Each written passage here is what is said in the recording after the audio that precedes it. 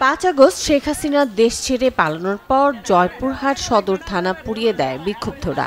থানার অস্ত্রাগার থেকে লুট হয় 111টি আগ্নেয়াস্ত্র ও প্রায় 12,000 গুলি, কিন্তু এখনো উদ্ধার হয়নি 14টি আগ্নেয়াস্ত্র ও 4,500 গুলি। সারা দেশের ন্যায় জয়পুরহাটও থানায় হামলা হয়, বেশ কিছু অস্ত্র গুলি মিসিং হয়। পরবর্তীতে প্রশাসনিকভাবে রাজনৈতিক দলের সহযোগিতায় অনেক অস্ত্র উদ্ধার করতে সক্ষম হয়। এখনও 14টির অধিক অস্ত্র বাহিরে আছে। দুষ্কৃতিকারীরা এই লুণ্ঠন করেছে এবং এই অস্ত্র অসৎ উদ্দেশ্যে ব্যবহারের উদ্দেশ্যেই তারা এই কাজটা করেছে।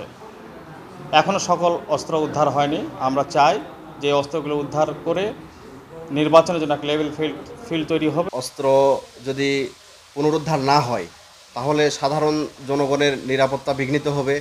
আইন শৃঙ্খলা বাহিনীর যে এই ট্রমা থেকে যদি বের না হয় তাহলে সাধারণ মানুষও সেখান থেকে তাদের উপরে আস্থা আনতে পারবে না। আগামী নির্বাচনকে সুষ্ঠু করার জন্য হলেও এবং ফেয়ার ফিল্ড তৈরি করার জন্য হলেও দ্রুত অবিলম্বে এই অস্ত্রগুলো উদ্ধার করা দরকার এবং এই জেলা আইন শৃঙ্খলা পরিস্থিতিকে আরও স্বাভাবিক করা দরকার।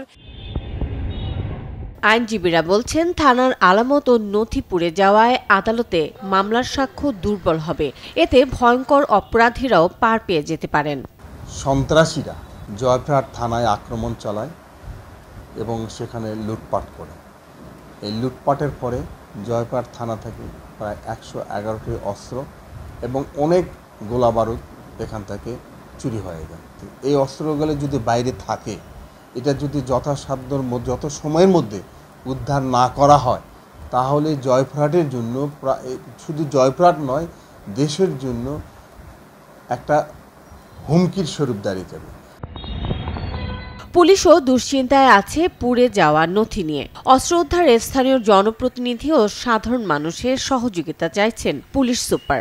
আমাদের অভিযান অব্যাহত আছে। আমরা স্থানীয় রাজনীতিবিদ থেকে শুরু করে স্থানীয় জনগণের কাছে আহ্বান করছি, কোনো ইনফরমেশন থাকলে আমাদেরকে ইনফরমেশন দেওয়ার জন্য, এবং যারা ইনফরমেশন দিয়ে সহযোগিতা করবেন তাদেরকে আমরা পুরস্কৃত করব। আপনারা জানেন, বাংলাদেশ সরকারের সর্বোচ্চ পর্যায় থেকে অস্ত্র এবং গুলি উদ্ধারের ব্যাপারে প্রাধান্য দেওয়া হচ্ছে। আমরা সে লক্ষ্যে কাজ করে যাচ্ছি। 5 আগস্ট লুণ্ঠিত সরকারি এসব আগ্নেয়াস্ত্র এখনো উদ্ধার না হওয়ায় চিন্তিত যেমন প্রশাসন তেমনি সাধারণ মানুষ। এসব অস্ত্র দ্রুত উদ্ধার হবে এমনটি প্রত্যাশা সবার।